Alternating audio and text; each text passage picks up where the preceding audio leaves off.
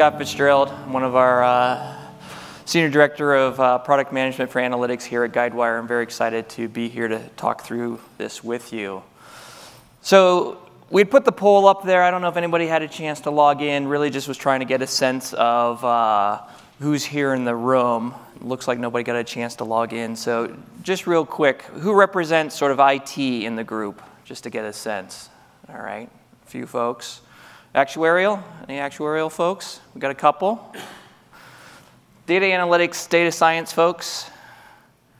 No data scientists? This is like the data that's going to be like the rocket fuel. Okay, that's a bummer. We'll have to go back and talk to them later. Claims folks?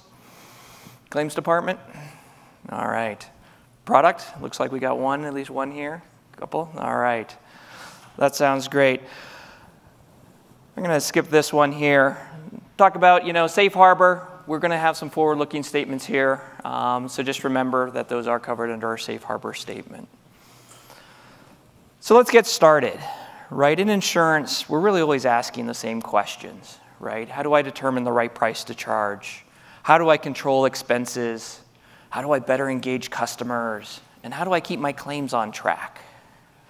And if we sort of think about that, that really boils down to achieving two goals. Right? The perennial, how do I drive profitable growth? And how do I do that while increasing my agent and customer satisfaction and get that engagement? So at the end of the day, right, how do we use data analytics to really power those goals? Well, from a data perspective, in the past we would answer a question like, how do I know the right price to charge? By looking in reverse, by looking at all the data we collected to see what history told you. And the more data you had on risks and losses, the more granular or segmented your pricing could be. You had more information. And if you were a really large carrier, you might have maybe 10% of the market, maybe if you're really big, 15% of that market. And so you might be able to price at a zip code level, where some of your peers might only be able to price at a state level. And so you could do a little bit better with selecting those risks. And you could outcompete those smaller competitors who didn't have that information to price at that zip code level. Well, the interesting part is that's starting to change, right? Today, in addition to your own data, you can now purchase data from thousands of sources. Things like credit score, wildfire risk, right? The list goes on and on. These data sources add value to your own data. Or if you're an insurtech, I didn't ask, do we got any insurtechs in the room? Right, if you're an insurtech, you don't have any data, but you can still compete, right? Because you can acquire all this additional data. So to continue our pricing example, we say, hey, more data, used correctly, allows you to better segment risk and improve your pricing by giving you more information. Well, what's that going to look like in the future? Right? Data sources continue to grow. More and more data is available to us every day. And you're going to be pretty soon in this vast ocean of data. And so even if you're a really large insurer, your data may now only represent 1 or 2% of everything available. Right? So think about that. You could control the big part of the market, but your data contribution is actually quite small. And so that means that your own data is no longer the competitive differentiator it once was. Rather, how do you take advantage of this vast ocean of data and how do you build algorithms on it? That's where the differentiation is going to come in place. So how do you do that? Right? You do that by recognizing that your own data isn't that asset it once was. And you recognize that by pooling your data with other insurers, you can create a new industry data source that's not available anywhere else.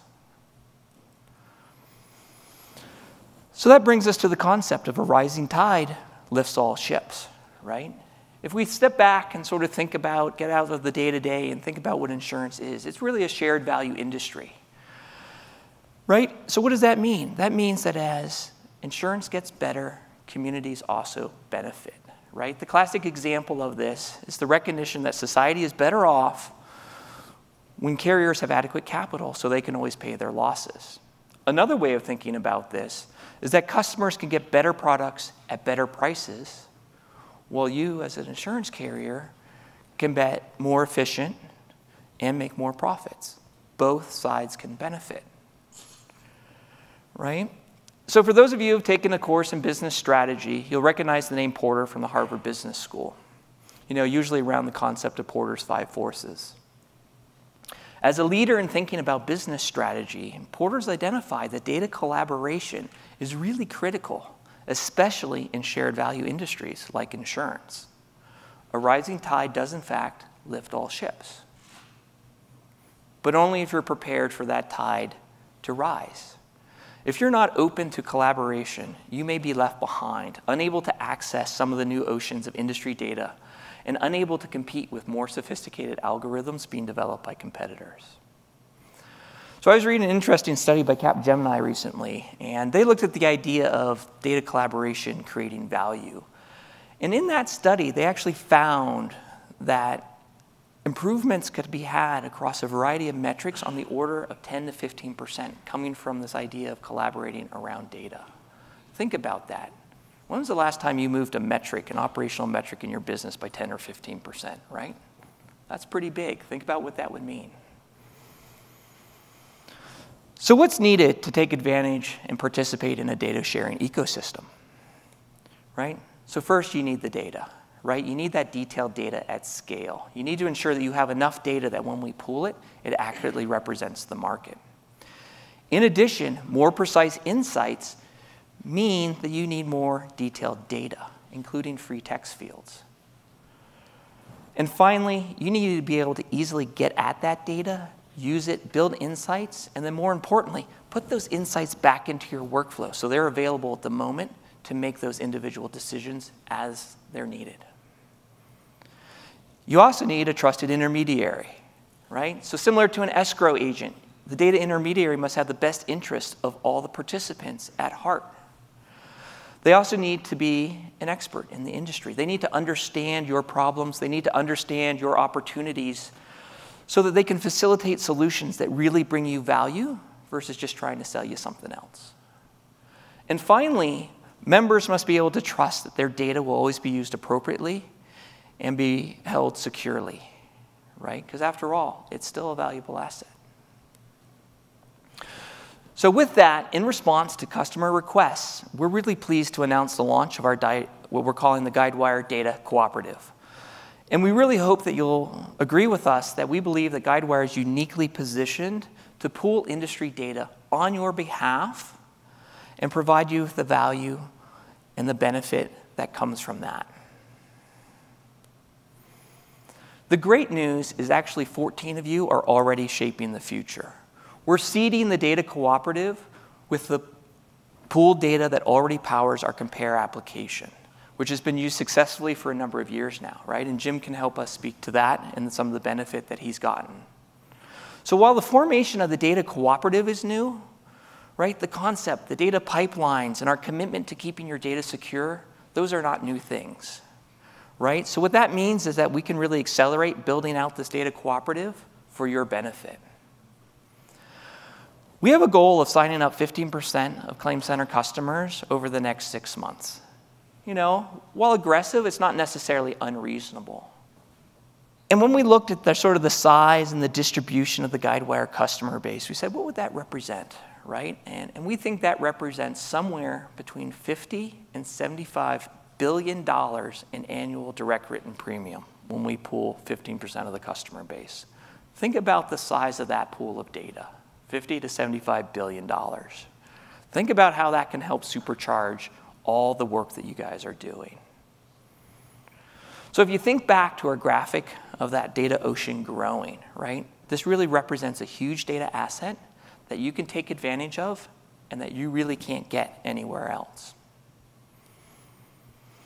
So let's talk a little bit more specifically about what we can curate from this data cooperative that you can then use. So the first, strategic insights. How do you understand where you have opportunities? How do you understand where you can change to improve, right?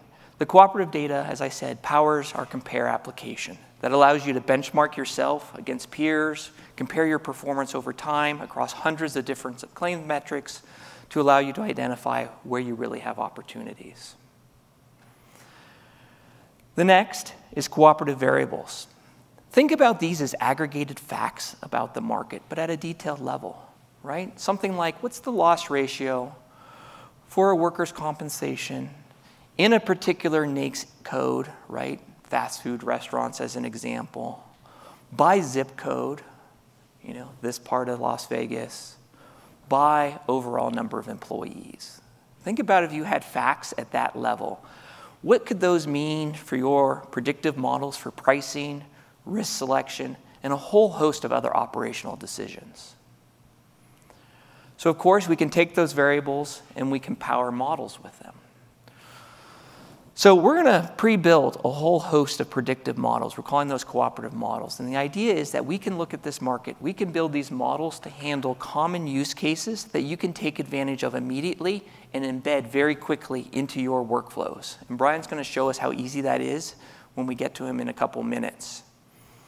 So while not maybe perfectly calibrated to your strategy or your book of business, right? The idea is that these models are going to meet a very high standard on a very big book of data that our actuaries are going to work through and approve for use.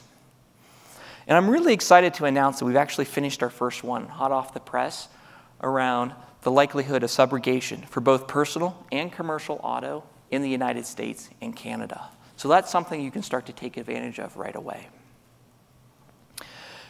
And then we can get to your models, the models that your teams build or that we can build in conjunction with you that allow us to bring your data together with our variables, with our cooperative models as inputs, right? So the cooperative data can now supercharge your data to give you even better insights. And I think this is going to be really, really powerful when we think about pricing models and risk selection models, right?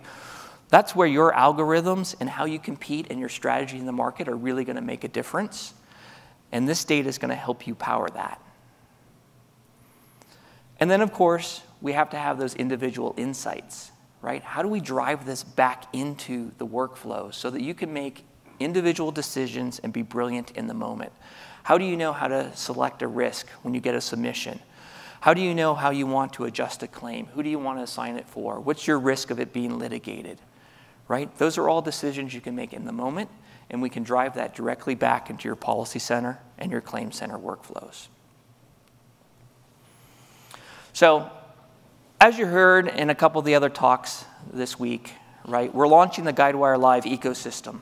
So I want to kind of talk a little bit and put perspective of how the data cooperative fits into that construct. So essentially, right, down in the lower right corner there, we're going to be bringing the cooperative data into our cloud data platform, just like we bring in your own data as well as curated third-party data. You'll then have the ability to combine and use that data to build more powerful predictive models. That data is then delivered back to you via our Guidewire Live applications. And in the case of assess and predict, that information gets embedded directly back into your policy center and your claim center workflows so that you can have those insights right at the fingertips of your underwriters, your adjusters, and you can also put in the rules to power automation. You'll also hear us talking about our smart loop, right, which is really our end-to-end methodology and solution for getting the most value out of your analytics. So how does the cooperative data fit into this construct? Well, certainly with the first point about leveraging more data, hopefully it's clear that's sort of what we've been talking about, right? This is a new data source that's really going to allow you to get more value. The second area around embedded intelligence we've also spoken about a little bit, right? This is where those cooperative models come into play. The ability to deploy those immediately, then optimize to your own models over time, and again, embed those directly in your workflows. Not just another integration, but really embedded, giving you those insights. And finally, learn continuously. Again, that's where that compare application, the ability to benchmark, the ability to monitor your performance over time, that's where that comes into play. So we can't talk about amalgamating your data, syndicating your data, without talking about how we're going to protect one of your most important assets, right, which is your data. So for benchmarks, we always require a minimum of 3 participants, and we equally weight that. That way we can reduce the chance or how we put the data together to eliminate sort of market share disparities amongst sort of the participants as we build those benchmarks. Likewise, with the cooperative variables, again, we're always going to require a minimum of 3 participants. And as we build those variables, we're going to ensure that no one participant contributes more than 50% of the observations to that variable. Again, right, we don't want to sort of give away the secrets of any one company. Rather, we're trying to build a data asset that really everyone can benefit from. All the data is always going to be anonymized or aggregated, such that you can't reverse engineer it. Right? The idea is to provide information about what's the market's doing, what are your peers doing, but not allow you to know what insurance company X is doing. So to that, right, we're not really out to identify the sources, who's participating in the cooperative. Rather, we'll give you the profiles of those companies. So we're not going to tell you that insurance company A is participating versus B, but we will tell you what tiers of companies are participating, what regions do they operate in, what lines of business do they write, right? Because you need to know that information to understand, how does this apply, how does this relate to my particular book of business? And of course, data security, right? This is processing through our Guidewire cloud, which means that all of our full cloud security protocols are going to be in place, and things like compliance with GDPR, CCPA, right? All of that is already handled. So with that, let's talk a little bit about our roadmap and collaboration opportunities, right? So today, you can improve your claims processing by using our Compare application, right, which currently houses 22 million claims, 168 billion in incurred value. And based on the interest we're seeing here just at this conference, that's going to grow. That number is going to grow very, very rapidly, very, very quickly. And again, that's provided to you free of charge, as was announced earlier. You can also take advantage of our model building expertise, our accelerated smart loop constructs to help build your own models. And then tomorrow, right, you can start to take advantage of our cooperative models, right? We just finished our first one. We've got a whole plan to start building out a whole library for your use that you can use either directly in your workflows or you can use as inputs into your own models. We're also going to be extending Compare to bring in the policy side. Right now, it really supports the claim side. We want to bring in that policy side, such that now you can start to do whole lines of business profitability analysis. And through this, we're really going to invite you to collaborate with us as we embark on this new journey with building the collaborative, right? We want to hear what your pain points are. We want to hear where you think you have opportunities. We want to understand how we should prioritize our efforts to give you folks the most benefit, where you have the most need. And of course, we'll give you the opportunity to really test our products, give us that feedback that we can then incorporate and really bring more benefit to you over time.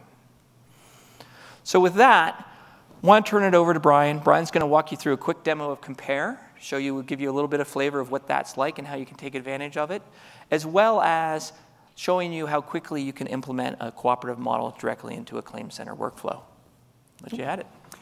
Hi everybody, my name is Brian McGuire. I'm a solution consultant here with Guidewire Analytics, and as Scott mentioned, I'm going to go through some of the things quickly that we can show and compare and some of those capabilities and predict, and obviously inside the core systems as well.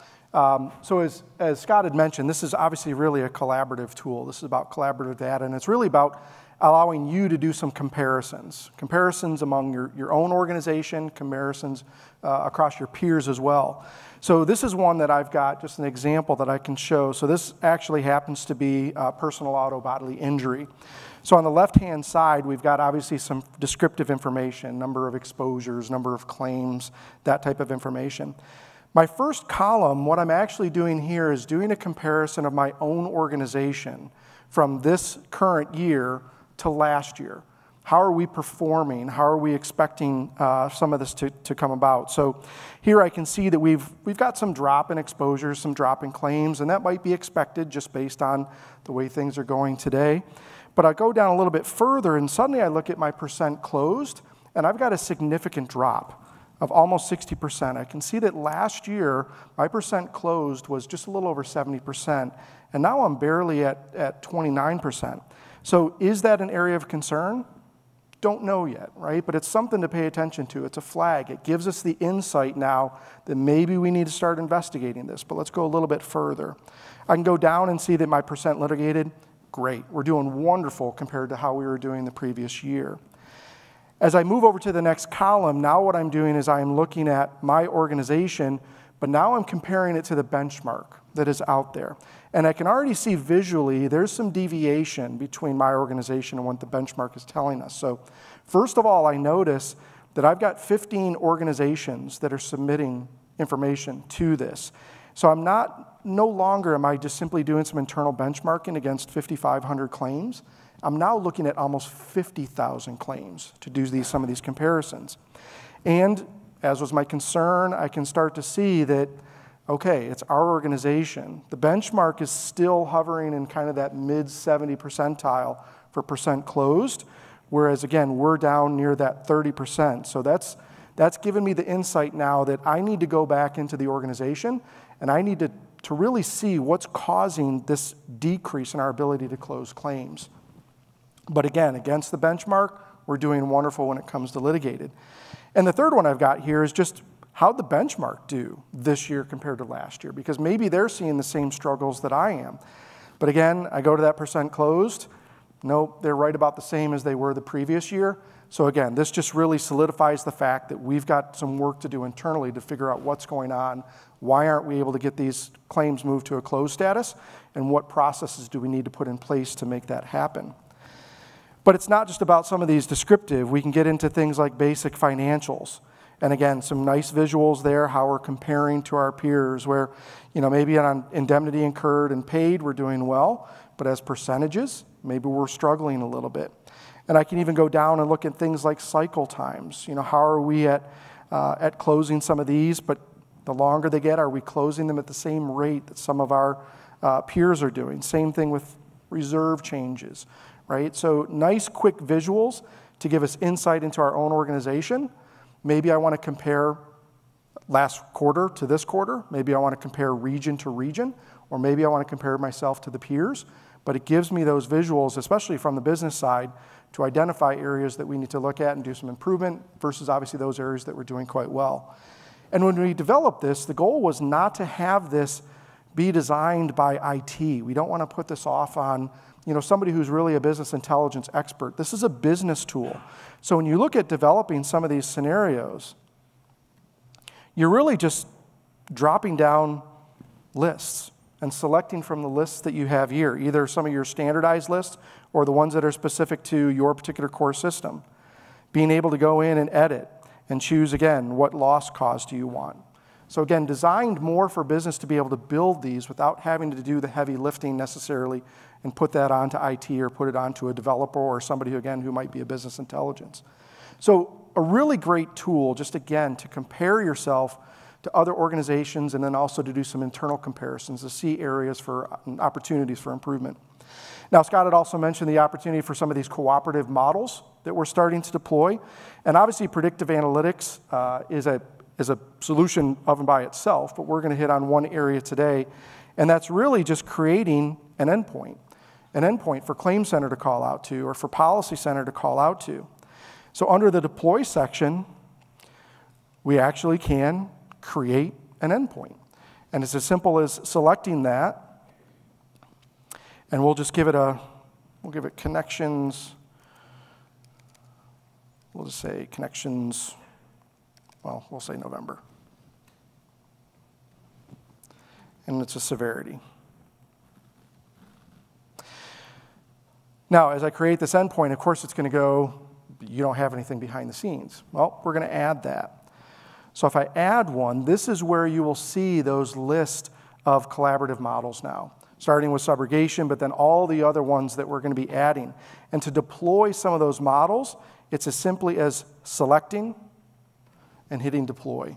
This model has now been deployed out to the cloud into a test environment for the core systems to call out to, whether it's Claim Center or whether it's Policy Center.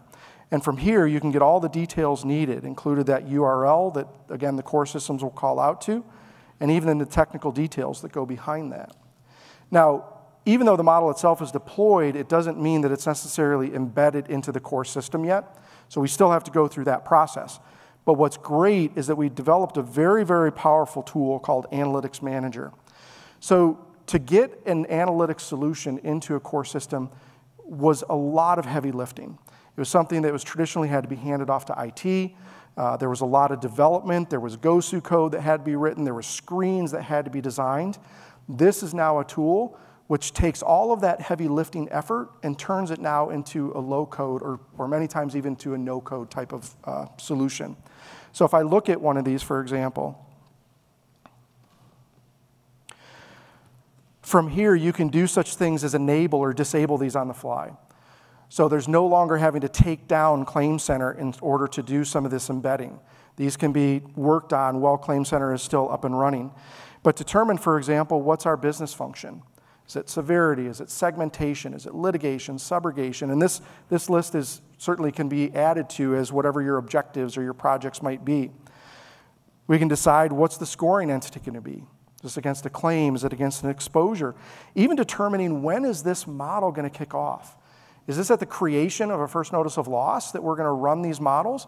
Or is this going to be maybe when the adjuster hits that update button after they've captured more information? But all of this used to have to be hard-coded. This was something a developer had to do, IT had to do. Now it's no longer needed.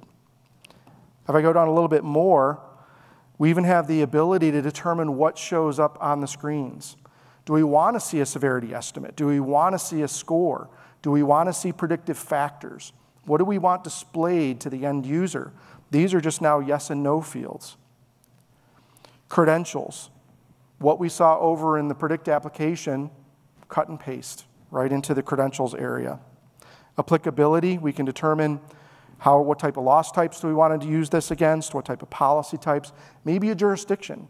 Maybe this is only going to apply to California, for example, or maybe we're going to apply this to Florida or Texas, or again, maybe it's our workers' comp or our auto line. And then all those input variables. So what is it the model is expecting, and where does that information reside inside a Claim Center? All of this was a lot of work by IT to get embedded, and now it's a tool that we've got here. So this is a real game changer because it used to be months and months and months, and now we've turned this into really an analytics factory.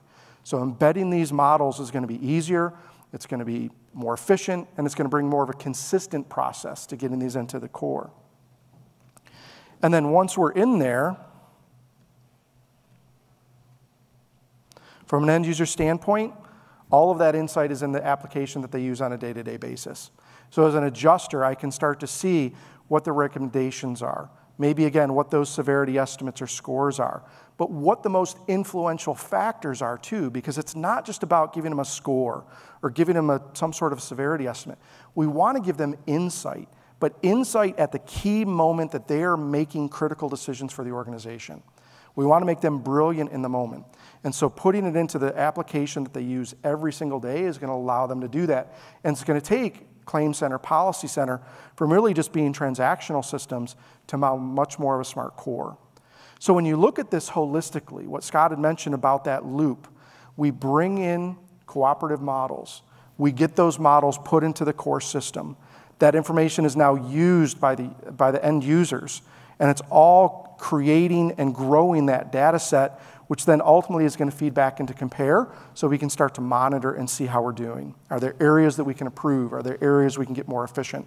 So that completes that loop that we have there. So hopefully a good overview for you. And now I'm going to kick it back over to Ryan and Scott. Thank you very much, Brian. So Jim, I'm going to start with a couple questions to you, and then we'll go to the audience. So as we talked about here, the vision of the data cooperative is really expanded over what we started with a few years back with Compare, that we're moving from just business intelligence to operational analytics, from just claims to covering underwriting and market analysis. And even within the application itself, we didn't talk about this, but as the product manager on my roadmap, is to move from a kind of query first, what question do you want to ask, view that Compare is today, to an answer first view of what do you need to know about your claims, what's important for you to understand that we're able to surface for you. But with all that as context, Jim has been a power user of Compare as it is for many years now. Jim, what's been the benefit to you personally and to the CalCAS as an organization of using Compare?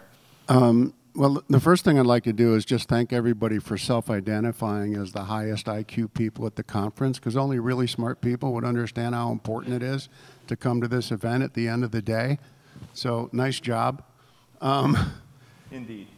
Yeah, so Guidewire Live Compare, a lot of this information is kind of important to me from the standpoint of years ago in working with Eugene Lee, I asked him to tell me how good my subrogation department was, and so we took a look at the collision dollars we had paid out and then what percentage of those collision dollars we had collected year over year, and then took a look at what some anonymized carriers, I don't know who the carriers were, but what their collection rates were, and we found out, you know, where we were good and where maybe somebody else was doing it better than us. Now, we didn't know how they were doing it, right?